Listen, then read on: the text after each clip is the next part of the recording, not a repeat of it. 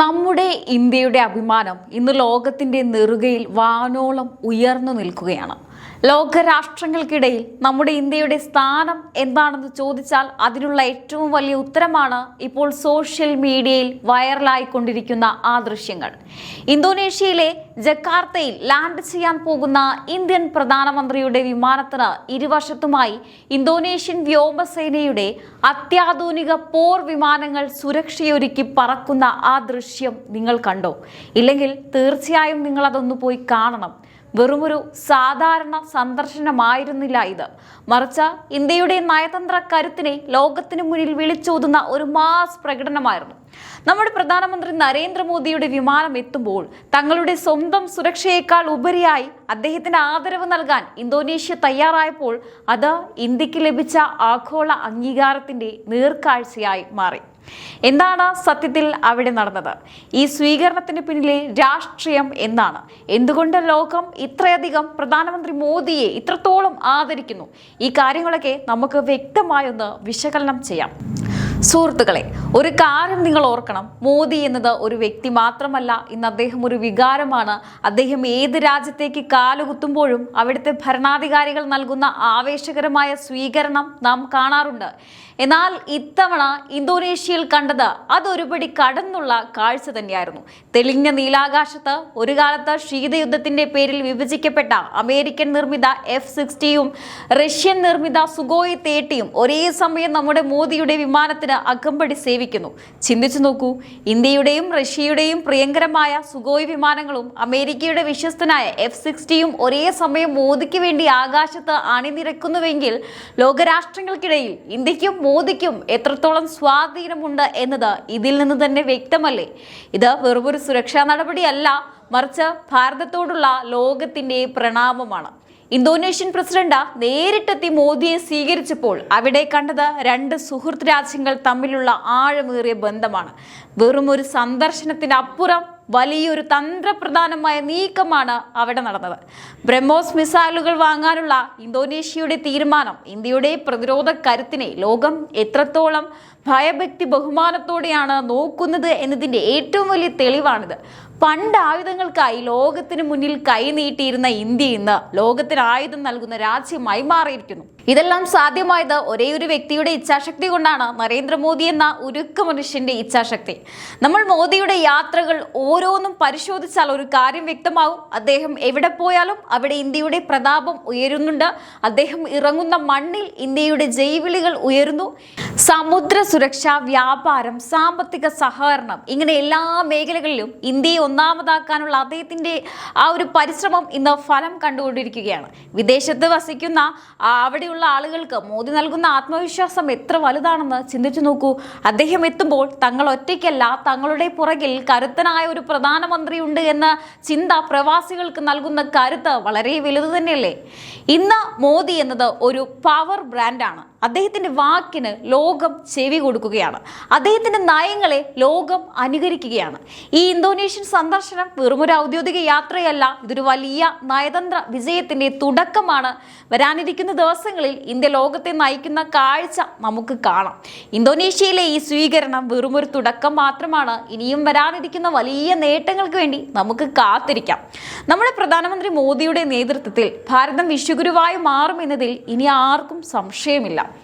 ഇനി നിങ്ങൾ ചിന്തിച്ചേക്കാം, വെറും ഒരു അകമ്പടിയും സന്ദർശനവും അല്ലേ ഇതൊക്കെ? ഇതിലെന്താണ് ഇത്ര വലിയ കാര്യമെന്ന്? എന്നാൽ സുഹൃത്തുക്കളെ, അവിടെയാണ് നിങ്ങൾ മനസ്സിലാക്കേണ്ടത്. ഇതൊരു വെറും സന്ദർശനമല്ല, മറിച്ച് ഇന്ത്യയുടെ സാമ്പത്തിക പ്രതിരോധ അജണ്ടകൾക്ക് ലോകം നൽകുന്ന അംഗീകാരമാണ്. ആകാശത്ത് യുദ്ധവിമാനങ്ങളുടെ അകമ്പടിയോടെ മോദി ഇറങ്ങുമ്പോൾ ലോകം കാണുന്നത് ഒരു സാധാരണ ഭരണാധികാരിയല്ല, മറിച്ച് അടുത്ത ദശകത്തിലെ ഏറ്റവും ശക്തമായ സാമ്പത്തിക ശക്തിയായി മാറാൻ കുതിക്കുന്ന ഒരു രാജ്യത്തിന്റെ അമരക്കാരനെയാണ്. ഇന്തോനേഷ്യൻ ഭരണകൂടം മോദിക്ക് നൽകിയ ഈ ബഹുമതി തെക്ക് കിഴക്കൻ ഏഷ്യൻ രാജ്യങ്ങൾക്കിടയിൽ ഇന്ത്യയുടെ സ്വാധീനം എത്രത്തോളം വർദ്ധിച്ചു എന്നതിന്റെ തെളിവ് തന്നെയാണ്. പണ്ട് ലുക്ക് ഈസ്റ്റ് എന്ന നയത്തിൽ നിന്ന് ആക്ട് ഈസ്റ്റ് നയത്തിലേക്ക് ഇന്ത്യ ചുവടുമാറ്റിയപ്പോൾ അത് കേവലം ഒരു പേരുമാറ്റം മാത്രമായിരുന്നില്ല. പകരം ആ മേഖലയിലെ സമുദ്രപാതകളുടെയും വ്യാപാര മാർഗങ്ങളുടെയും നിയന്ത്രണത്തിൽ ഇന്ത്യ നിർണായക പങ്കാളിയായി മാറി എന്നതിന്റെ വലിയ പ്രഖ്യാപനമായിരുന്നു ബ്രഹ്മോസ് മിസൈൽ കരാർ. അതിലൊരു തുടക്കം മാത്രമാണ്. ഇന്തോനേഷ്യയിലെയും ഫിലിപ്പീൻസും പോലുള്ള രാജ്യങ്ങൾ നമ്മുടെ മിസൈലുകളിൽ വിശ്വസിക്കുന്നുവെങ്കിൽ അർത്ഥം വ്യക്തമാണ്, ഇന്ത്യയുടെ സാങ്കേതിക വിദ്യ ഇന്ന് ലോകോത്തര നിലവാരത്തിലാണ്. ഇനി ഒരു കാര്യം ഓർക്കണം, കഴിഞ്ഞ 10 വർഷമായി പ്രധാനമന്ത്രി മോദി ലോകത്തിന്റെ പല രാജ്യങ്ങളിലും ഇതേപോലെ കാലുകുത്തുമ്പോൾ അവിടെയൊക്കെയും ഇന്ത്യയുടെ പ്രതിച്ഛായ മാറിയിട്ടുണ്ട്. പാശ്ചാത്യ രാജ്യങ്ങൾ ഇന്ത്യ ഒരു കമ്പോളം മാത്രമായി കണ്ടിരുന്നിടത്ത് നിന്ന് ഇന്ന് ഇന്ത്യ ഒരു നിർണായക പങ്കാളിയായി അവർ കണക്കാക്കുകയാണ്. അമേരിക്കയും റഷ്യയും തമ്മിൽ വലിയ അഭിപ്രായ വ്യത്യാസങ്ങൾ ഉള്ളപ്പോൾ പോലും ഇന്ത്യയുമായി ഒരേ സമയം സൗഹൃദം കാത്തു സൂക്ഷിക്കാൻ 2 രാജ്യങ്ങളും ആഗ്രഹിച്ചു. ഈ ബാലൻസിംഗ് ആക്ട് അഥവാ സന്തുലിതാവസ്ഥ നിലനിർത്താൻ മോദിക്കല്ലാതെ മറ്റാർക്കാണ് കഴിയുക? ഈ സന്ദർശനത്തിലൂടെ ഇന്തോനേഷ്യയുമായി ഉണ്ടാക്കുന്ന കരാറുകൾ, അത് വ്യാപാരമായാലും പ്രതിരോധമായാലും സമുദ്ര സുരക്ഷയായാലും, അതെല്ലാം ഇന്ത്യൻ യുവാക്കൾക്ക് കൂടുതൽ അവസരങ്ങൾ തുറന്നു നൽകുന്നതാണ്. നമ്മുടെ വ്യവസായങ്ങൾ അവിടെ വളരുന്നു, നമ്മുടെ ഉൽപ്പന്നങ്ങൾ അവിടെ അംഗീകരിക്കപ്പെടുന്നു. ഇതെല്ലാം നേരിട്ട് ഗുണം ചെയ്യുന്നത് നമ്മുടെ രാജ്യത്തെ ഓരോ പൗരനുമാണ്. വിദേശത്ത് മോദിക്ക് കിട്ടുന്ന ഈ സ്വീകരണം കാണുമ്പോൾ ഓരോ ഇന്ത്യക്കാരനും അഭിമാനത്തോടെ നിവർന്നു നിൽക്കാം. കാരണം ലോകത്തിന്റെ മുന്നിൽ ഇന്ന് ഇന്ത്യ തല കുനിക്കുന്നില്ല, മറിച്ച് തല ഉയർത്തിപ്പിടിച്ച് സംസാരിക്കുകയാണ്. ഇനി ഈ ലോകത്തുള്ള എല്ലാ രാഷ്ട്രതലവന്മാർക്കും ഇത്തരമൊരു ആകാശ അകമ്പടി ലഭിക്കാറില്ല. ഇത് ഏതെങ്കിലും സാധാരണ ചടങ്ങല്ല. ഒരു രാജ്യത്തിന്റെ അതിർത്തിയിലേക്ക് കടക്കുമ്പോൾ ആ രാജ്യത്തിന്റെ വ്യോമസേന തങ്ങളുടെ ഏറ്റവും കരുത്തുറ്റ യുദ്ധവിമാനങ്ങളെ അയച്ച് ഒരു അതിഥിയെ സ്വീകരിക്കുന്നുവെങ്കിൽ അത് ആ നേതാവിനോടും ആ രാജ്യത്തോടുമുള്ള പരമോന്നത ആദരവാണ്. ചരിത്രം പരിശോധിച്ചാൽ നമുക്ക് മനസ്സിലാകും, വളരെ അടുത്ത സൗഹൃദമുള്ള രാജ്യങ്ങൾക്കിടയിൽ മാത്രം നടക്കുന്ന ഒരു അപൂർവ നടപടിയാണിത്. നമ്മുടെ പ്രധാനമന്ത്രി മോദിയുടെ പര്യടനങ്ങളിൽ മാത്രം നമ്മൾ പലതവണ ഇത്തരം കാഴ്ചകൾ കണ്ടിട്ടുണ്ട്. നേരത്തെ UAE വെച്ച് അവരുടെ വ്യോമസേന വിമാനങ്ങൾ ഉപയോഗിച്ച് മോദിയുടെ വിമാനത്തിന് അകമ്പടി നൽകിയിരുന്നു. അതുപോലെ സ്വീഡൻ പോലുള്ള രാജ്യങ്ങളും അവരുടെ അഭിമാനമായ ഗ്രിപ്പൻ യുദ്ധവിമാനങ്ങളെ ഉപയോഗിച്ച് മോദിക്ക് ഗാർഡ് ഓഫ് ഓണർ നൽകിയിട്ടുണ്ട്. ഇന്ന് ഇന്തോനേഷ്യയും ആ പട്ടികയിലേക്ക് കടന്നു വരികയാണ്.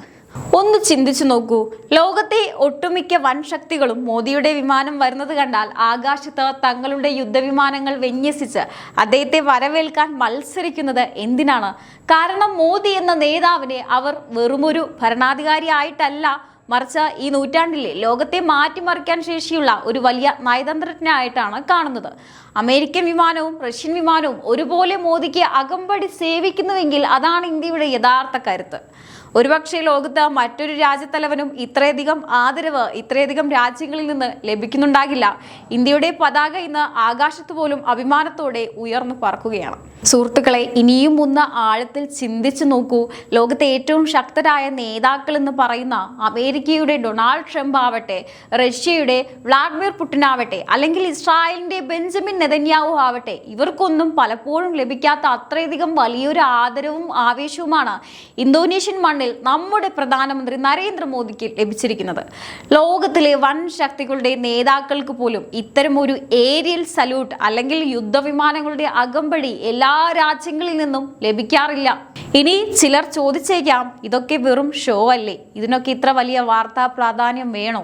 ഇതൊക്കെ സാധാരണമല്ലേ എന്ന്. എന്നാൽ സുഹൃത്തുക്കളെ, ഒരു കാര്യം നിങ്ങൾ മനസ്സിലാക്കണം, നിങ്ങൾ കാണുന്നത് വെറുമൊരു സ്വീകരണം മാത്രമല്ല, ഒരു വലിയ മാറ്റത്തിൻ്റെ അടയാളമാണ്.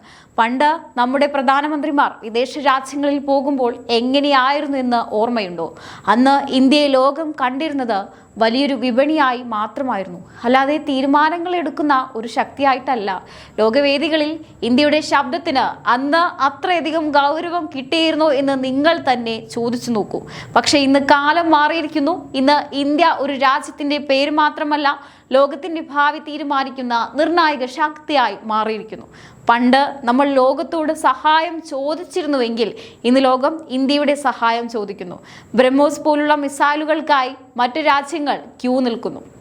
ലോകത്തെ വൻ ശക്തികൾ പോലും നമ്മുടെ പ്രധാനമന്ത്രിയെ ഇത്രയധികം ആദരിക്കുന്നുവെങ്കിൽ അതിൻ്റെ അർത്ഥം ഇന്ത്യ ഇന്ന് ലോകത്തിൻ്റെ നെറുകയിലാണ് എന്നതാണ്.